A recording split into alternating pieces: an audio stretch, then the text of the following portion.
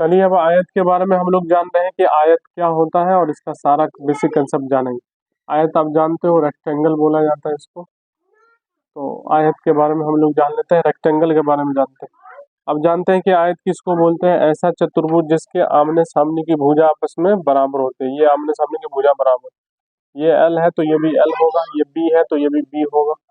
क्योंकि ये आयत है तो इसके आमने सामने की भुजा बराबर होती है और साथ में इसका जो विकर्ण होगा वो भी आपस में बराबर होगा। आयत की एक खासियत ये है कि इसका जो विकर्ण जो होता है वो विकर्ण एक दूसरे के बराबर होता है। उसी तरह वर्ग में आप देखें कि विकर्ण भी एक दूसरे के बराबर। तो आयत की खास बात ये है कि आमने सामने की भुजा बराबर। तो जो बेसिक कंसेप्ट निकल के आता है वो ये आता है कि आमने सामने की भुजा बराबर होती है। जो बेसिक कंसेप्ट है आमने सामने, सम्मुख भुजा बोल सकते हैं या आमने सामने बोली बात बराबर है। आमने सामने की भुजा बराबर तथा विकर्ण भी आपस में बराबर होता है। विकर्ण भी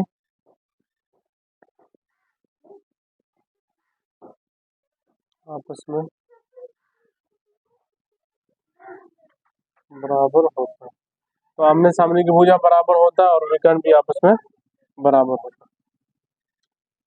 दूसरी बात किया जाए कि अगर आयत का क्षेत्रफल की बात किया जाए कि आयत का क्षेत्रफल क्या होता है, तो आयत का क्षेत्रफल आप जानते हो लंबाई गुने चौड़ाई होता है, एल इंटू बी होता है।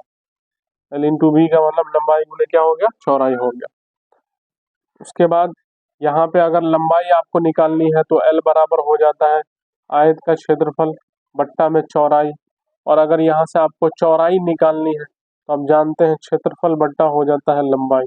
तो डायरेक्ट आप निकाल सकते हैं यहाँ से। चौथा पॉइंट हो गया। चौथा के बाद पांचवा पॉइंट हम जानते हैं कि आयत का जो परिमाप होता है, अगर आयत का परिमाप यहाँ से निकालेंगे तो 2 इंटू लंबाई प्लस चौड़ाई, यानी लंबाई चौड़ाई को जोड़ दीजिए, 2 से गुना कर दीजिए। 2 से क्यों गुना किए, क्योंकि लंबाई यहाँ 2 आ जाता है, सेम सेम लंबाई है तो 12 हो गया, सेम सेम चौड़ाई है तो 2b हो गया, इसलिए 2 बार हो जाता है यहाँ से। तो 2 इंटू एल प्लस बी इसका फॉर्मूला बन जाता है। बहुत बेसिक है। लंबाई चौड़ाई जोड़ दीजिए, 2 से गुना करिए। 2 से इसलिए गुना करते हैं कि लंबाई आपस में बराबर है, चौड़ाई भी आपस में बराबर है।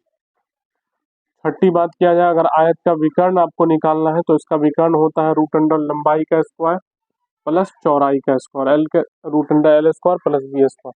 तो इसके चंद फॉर्मूला ये है जो काफ़ी इंपॉर्टेंट माना जाता है बिहार डीलर में। यहाँ से भी क्वेश्चन बनाया जा सकता है, जब बनेगा तो बहुत आसान तरीके से आप उसको हल कर सकते हैं, बना सकते हैं।